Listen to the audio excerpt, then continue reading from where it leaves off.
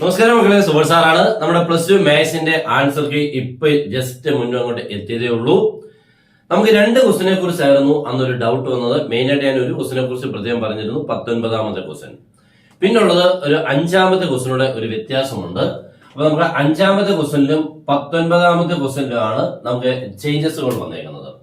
ഇതിനുള്ളിൽ നമുക്ക് 2 പാർട്ടായിരുന്നു നമ്മുടെ 5ാമത്തെ ക്വസ്റ്റ്യൻ ഉണ്ടായിരുന്നത്. ഇപ്പൊ നിലവിൽ എങ്ങനെയാന്ന് വെച്ച് കഴിഞ്ഞാൽ ഇതിന് 1 മാർക്കും ഇതിന് 2 മാർക്കുമായിരുന്നു തന്നിരുന്നത്.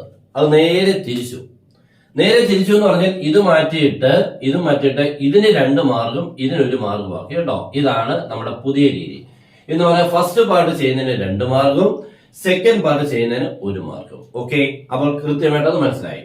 Next 19ാമത്തെ question 3 പാർട്ടായിരുന്നു. 3 പാർട്ടിന്റെ മാർക്കുകൾ നിങ്ങൾക്കൊക്കെ ഇപ്പൊ ഓർമ്മയുണ്ടാവും. ഇതിന് 1 മാർക്ക്, ഇതിന് 1 മാർക്ക്, ഇതിന് എത്രയായിരുന്നു 4 മാർക്ക്. അപ്പോൾ നമ്മുടെ രീതിയിൽ കൂടെ പല രീതിയിൽ കൂടെ ഇത് ഒത്തിരി ചെയ്യാനുള്ളത് കൊണ്ട് 2 ക്വസ്റ്റ്യൻ ചെയ്താൽ മാർക്ക് കിട്ടുമെന്നായിരുന്നു. പക്ഷെ ഇപ്പൊ അങ്ങനെയല്ല, 3 ചെയ്യണം. ഇപ്പൊ നമ്മൾ പറഞ്ഞല്ലോ, അത്ര അങ്ങ് ലിബറൽ എന്നുള്ള രീതിയൊക്കെ മാറ്റിയിട്ട് എല്ലാവരും ചെയ്യണം എന്നുള്ള രീതി കൂടെ ആയിട്ടുണ്ട്.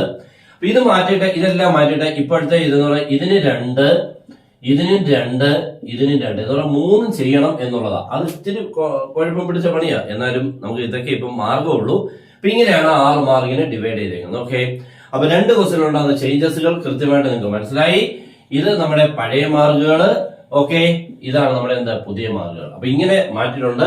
ഇവിടെ കെ കണ്ടുപിടിക്കാനുള്ള ക്വസ്റ്റ്യൻ, അതുകൊണ്ടാണ് 2 മാർക്ക്. നെക്സ്റ്റ് കെ കിട്ടിയ ശേഷം വേണം 2ാമത്തെ പാർട്ട് ചെയ്യാൻ. അതുകൊണ്ടാണ് മാർക്ക് ഇത്തിരി ഇവിടെ കിട്ടിയത് കൂടുതൽ. ഇവിടെ പിന്നെ എല്ലാത്തിനും 2 മാർക്ക് വീതമേ ഉള്ളൂ. അപ്പൊ അത്രയൊക്കെ വിചാരിച്ചാൽ മതി. എന്തായാലും നമുക്ക് ചെയ്തേ പറ്റൂ. എല്ലാവർക്കും കൃത്യമായിട്ട് മനസ്സിലായല്ലോ. മാക്സിമം ഒന്ന് ഷെയർ ചെയ്തേ മക്കളെ. Good bye.